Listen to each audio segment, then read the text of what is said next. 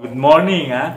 So, magandang umaga mga ka-stroke. Ayan, for today's video ay papakita ko po sa inyo ang mga dapat na therapy at exercise kung ikaw ay babago-bago pa lamang na stroke. At karalabas mo pa lamang sa ospital ay talagang dapat na inaagapan agad at nang hindi bumagsak ang balikat at nang hindi magkaroon ng spasticity ang baraso ay dapat ay maagapan agad habang maaga pa. So ipapakita ko po mga dapat na therapy din yan, na self-therapy. Ayan, kaya-kaya nyo pong gawin yan mag-isa. So ipapakita ko sa inyo, kung bago ka pa lang po sa akin channel ay subscribe po na at huwag nyo kalimutang i-like at pindutin ang notification bell para updated din tayo sa mga video na mga lumalaban sa stroke. Ayan. So, alright. Intro muna tayo na konti.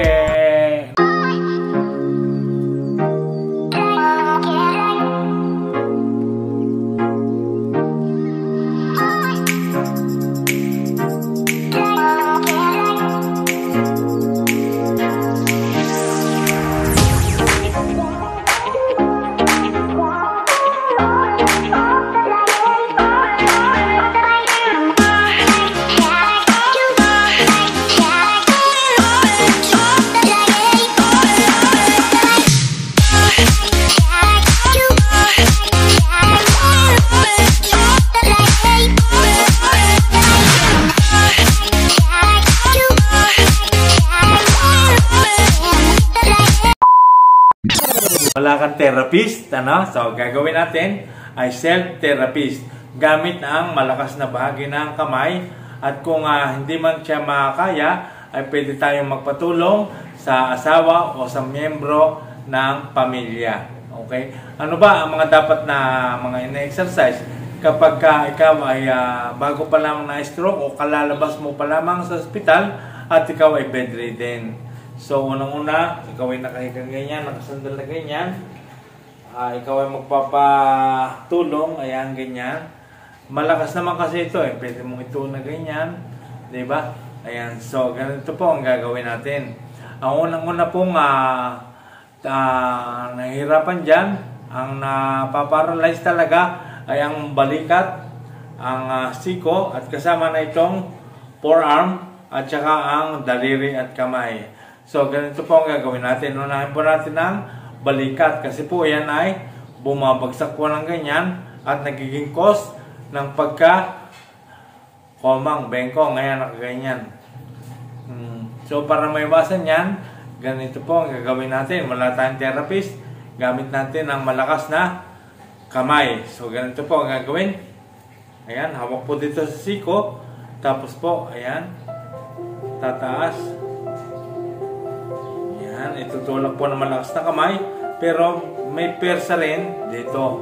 Pilitin nyo rin na magkaroon ng persa kahit parang siya wala pang galaw. Kahit iniisip mo na yung galaw, hindi talaga siya nagalaw. Pero isipin mo rin na may gagalaw na persa. So ganyan po.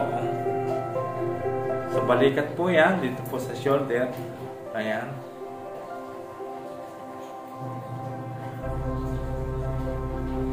Pwede natin gawin niya ng 10 repetition yan. Tapos 3 set din. Parang ganito. 1 2 3 4 5 6 7 8 9 and 10. Ayan po. Ayan. Para siya ay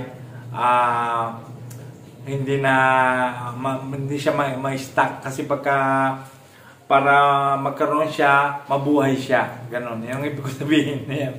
So, kasi pag na-stroke at hindi nga nagagalaw at lagi ka pa nakahiga, nakaupo, ay siya po ay mapipris. Mag-frozen shoulder. So, ganun po nga gawin. Ayan. Kaya pong gawin. Hindi po kailangan ng therapist. Ayan, ganyan po.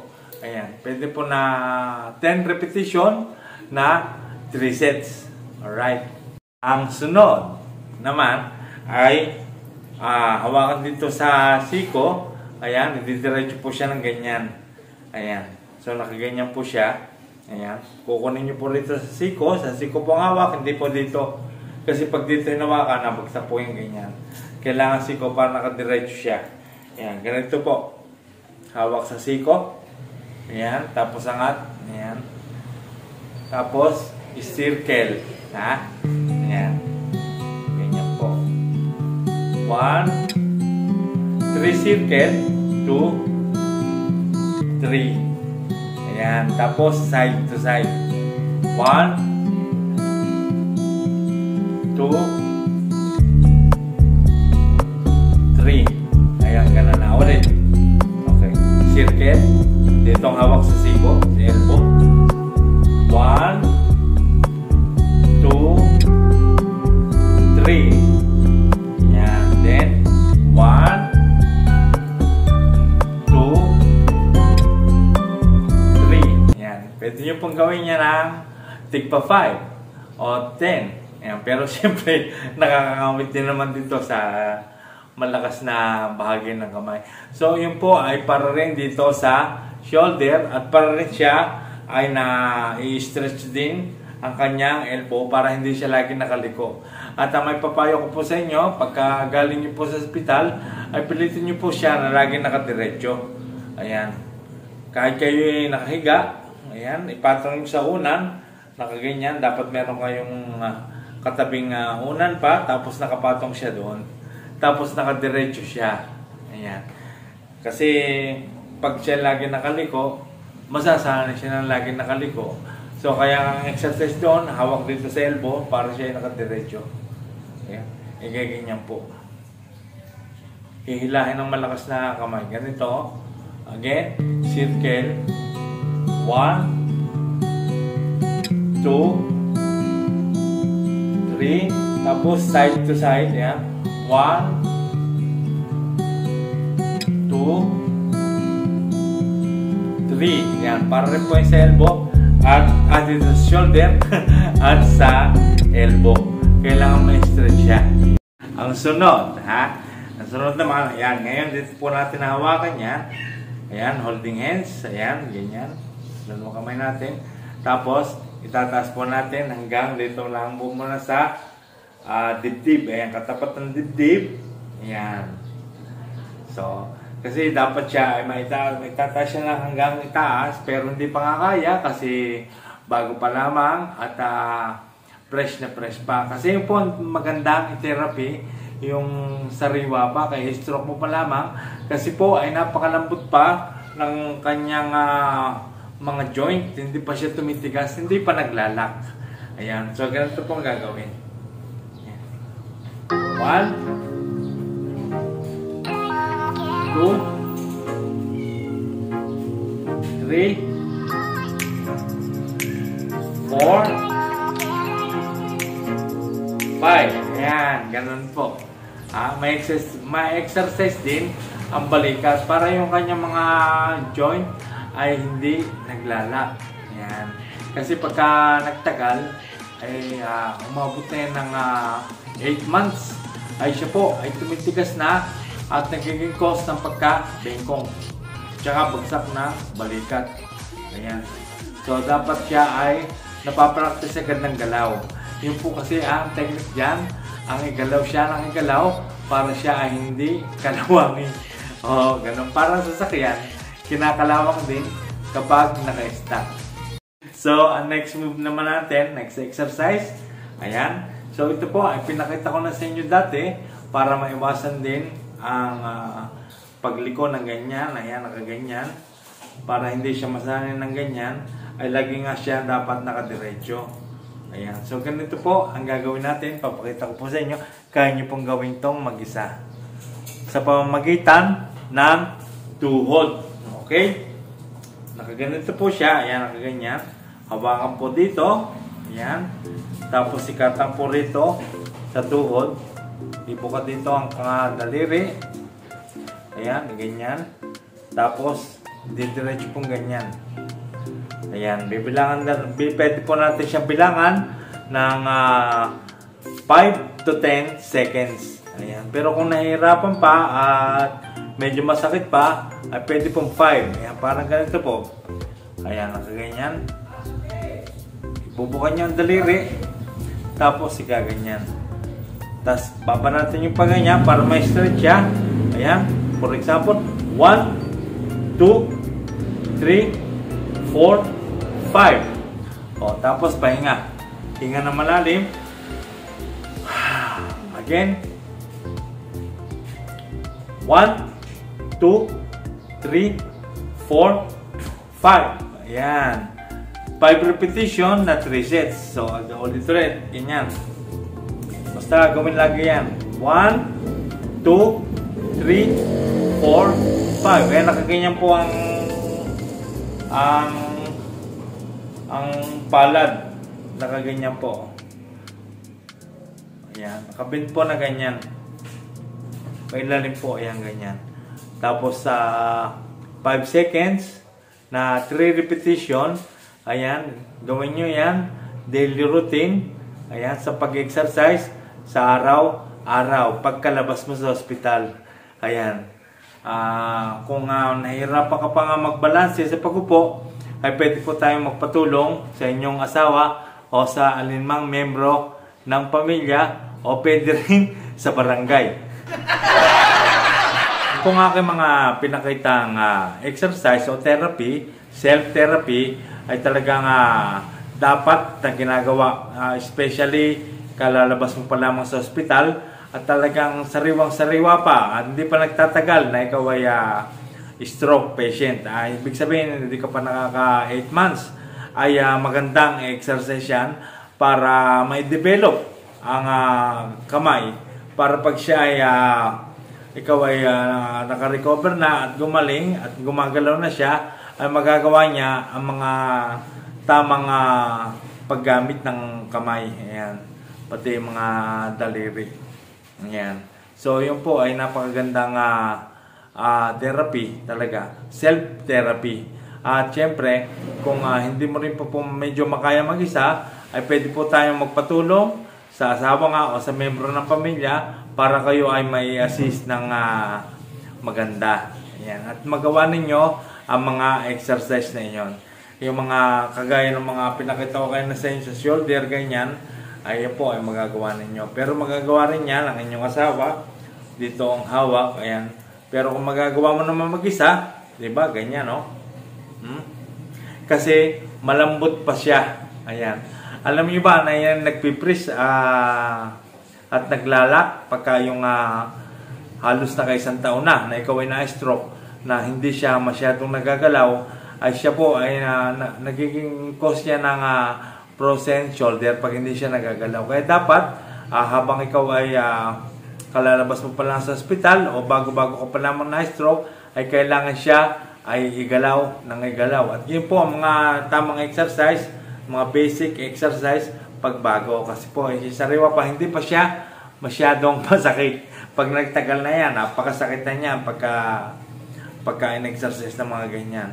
Marami po tayong exercise dyan sa shoulder, mga nakaraan kong video. Meron din po akong video kung yung mga how to release a frozen shoulder. Ayan, i-search nyo po. Makikita nyo po rin ng mga exercise. Yun po ay exercise naman yun doon sa mga matagal na na-stuck. So, yun po ang gagawin. At saka, kailangan kasi siya na iikot na ganyan. Ayan. Ganyan. At saka, yung binabanat na ganyan. Ayan po ang mga pangunahing exercise diyan sa kamay. Para may develop po siya ng maganda. Yung para pa yung paggaling niya at paggalaw niya, pag gumalaw na siya, ay magamit mo siya ng tama at kapaki-pakinabang. So ngayon, ipapakita ko na po sa inyo paano nyo ba malalaman na lumalakas na ang inyong kamay. Diba? Yun naman yung nararamdaman ninyo. Pero meron din po tayong sukatan para dyan. Ayan. Ito po yun. Ganito. Hindi nakababa pong ganyan. Ayan. So, pag ganyan ninyo po, ayan, ilalaban nyo po ito pataas. Parang itataas nyo pong ganyan. Lalabanan nyo po yung inyong isang kamay. Ayan. Kaya ngayon, pagka siya hindi pa lumalaban na ganyan, ibig sabihin, siya mahina pa. Ayan. Kailangan siya ay pipitik siya na ganyan. Ayan. Ayan. Natural lang yung nangangatal na ganyan eh. Ayan. gano'n nangangatal. Kailangan siya angat. Pag umangat siya, ibig sabihin siya ay may pag-asa. Wow! Bibigyan pa siya ng mas malakas pang pwersa pagka na-exercise ng exercise. I-develop niyo po ng i-develop. At pagka gano'n na siya tumataas na ganyan, ayan, ibig sabihin siya ay may laban. Yan, may pag-asa. May pag-asang mabilis na gumaling, mabilis ang progress at mabilis mag-response ang inyong tinamaan ng stroke, ibig sabihin noon. Pero pagka yun ay nakaganyan at ginanyan nyo, ay wala siyang response, hindi siya tumataas, yung pinipigil nyo ganyan, wala siyang pigil, wala siyang lakas, ibig sabihin ay matagal ang progress noon.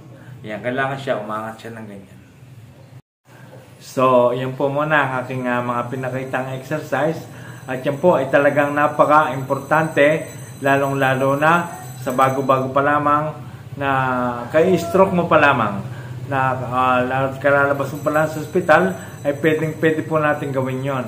At talagang yan po ang mga dapat na ginagawa pagka ikaw ay self-therapy, lalo na kung ikaw ay malambot pa ang iyong tinamaan ng stroke na bahagi ng katawan, ay dapat po yan ay na-exercise ng ganon. Ayan, self-therapy. Ayan, kung wala kang therapist, ay magagawa mo po yun. Ayan, ganon po ang gawin nyo. At yan po ay talagang malaki ang may tutulong niyan. Talagang makikita nyo. Para siya ay may develop na maganda, para siya laging nakadiretso na ganyan. Hindi siya laging lumiliko para masanay. Habang maaga pa, sanayin natin siya nang lagi siya nakadiretso. So yung mga pagliko-liko naman ganyan, ayan naman ay may exercise. Ayan. So makikita nyo kapag yung ganun niya at lumaban siya, ibig sabihin ay mabilis ang progress ng iyong tinamaan ng stroke at ikaw ay mabilis na makaka-recover. Yun. Lalo na ikaw ay press na press pa talaga ang pagkaka-stroke. Ayan. Talagang dapat i-develop at yun. Napakabilis ng iyong magiging progreso pag nag-response agad. Ayan. At dapat ay isipin mo na talagang may pag-asa pang makabalik. Yun. At saka ang importante naman dyan, kung hindi na siya makabalik ng 100%, mostly naman talaga kasi ito talagang tatapatin ko na kayo, na-stroke tayo, na major stroke, ay talagang tayo po ay hindi na tayo makakabalik ng 100%. Pero ang importante ay nagagamit natin siya ng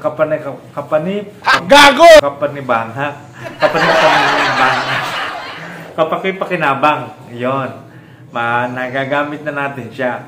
Pero hindi na siya ganong kalakas na kagaya noong dati na hindi ka pa na-stroke. Ayan, hindi na po ganon. Kahit po sa paglalakad, ay hindi na po siya katulad ng dati. Kung lumakad ka man ng normal, ay madali ka pa rin pong matutumba kung masagi ka. Kasi hindi na siya ganong kalakas. Hindi na siya naibalik ng 100%, pero makakapaghanap buhay ka. Kaya nga lang, yung mga madadali lang na hanap buhay. Ganon. Kasi hindi nakagaya lalo sa mga construction, yung mga nagbubuhat, ay talagang mahirap na. Yun ang sasabihin ko sa inyo. Pero at least, ay normal naman. Ikaw naman kagaya ko sa mga nakakakain ka, nagagamit mo kami mo sa pagkain, nakakapaligo ka na ng mag-isa, nakakapasyal ka, nakakapaglakad ka, isa pa, nakakapagtrabaho ka, halimbawa sa mga office, ganyan. Pwede kang halimbawa, yung mga taga-takbo ng sulat, at saka makakapag-drive ka. Ayan. Pero, yun nga, kagaya sinabi ko, hindi siya totally 100%. Mahina na siya. Ayan. So, at least, naibalik. Diba? Yun ang mahalaga doon. Tanggapin natin yun. Kasi, gano'n na na-stroke gano'n. Tsaka yung karamihan nga, yung iba, ay napakatagal ka ng pag-recover. Lagi pa rin mahina pa rin ang kamay. Kasi nga po yan, ay talagang dapat, ito pa masasabi ko sa inyo, kung ikaw ay kalalabas mo pa lamang sa ospital, ay talagang mas maaga, ay talaga na ite-therapy. Magpa-therapy ka kung ikaw ay may pera rin naman, at kung wala pa, yung mga pinakita ko mga exercise, ay dapat mong gawin. Ayan. At yun, doon, mapapaga ang progress ng iyong paggaling. Basta lalo na kung hindi ka inabot ng 1 taon na naigalaw mo ngayong kamay, ay yun na. Mabilis ang progress ng paggaling. Basta kalalabas, basta wala pang 1 taon. Ngayon, kung ikaw ay lumampas na ng 1 taon, mahigit, ay talaga may katagalan ang progress ng exercise. Matagal ang development. Pero, yun po, pa rin po tayo mawala ng pag-asa sa mga matatagal na nakabengkong, na stroke, mga zombie mode ng lakad. Ayun po ay may babalik pa rin, pero hindi siya 100%, pero matagal nga lamang. Pero ang mahalaga doon ay ikaw ay matyaga, at saka ikaw ay matibay, maghintay. Ayan. At huwag mawawala ng pag-asa. Kasi yung iba sumusuko na. Kasi sabi nga, napakatagal gumaling. Paano nga? Hindi agad na agapan. Kasi dapat yan, inaagapan agad habang malambot pa. Habang hanggat maaga ay maagapan. Ayan. So, huwag tayo mawawala ng pag-asa. Sa mga matatagal na stroke, matagal gumaling, pagpatuloy nyo pa rin po ang inyong pag-exercise. At yan po, may dudulot pa rin maganda. Kagaya ko, ako po ay halos 2 taon na bago ako naka-recover, nakabalik ng nagagamit ko ng aking mga kamay. Pero ang aking paa ay zombie mode pa rin, pero at least naililiko ko na siya, nailalakad ko siya ng kaya nga lang napakabagal na. Ayan. At saka isa pa, natatakot pa rin ako tumakbo, pero nakakatakbo ako, pero takot ako So kung baka madapa madali na kasi tayo yung madapa. So yan po ang aking masasabi ngayon for today's video. Huwag tayo mawawala ng pag-asa. Always think positive. Laban ang laban. Kahit pa ikaw ay matagal nang na-stroke, kahit anong edad mo pa, ay laban pa rin po tayo laban dahil may pag-asa po tayo sapagkat po tayo ay buhay pa. Ayan. Kaya lagi natin iisipin na tayo ay gagaling. Ano pa? Yes, lalakas. At titigas. So maraming salamat po. Saludo po ako sa mga na-stroke na lumalaban at talaga namang napakatapang at talagang gustong-gustong gumaling at makabalik. Ayan. So makakabalik po tayong lahat. Nandiyan po si Lord. Tutulungan po tayo. Alright? Salamat and I love you all.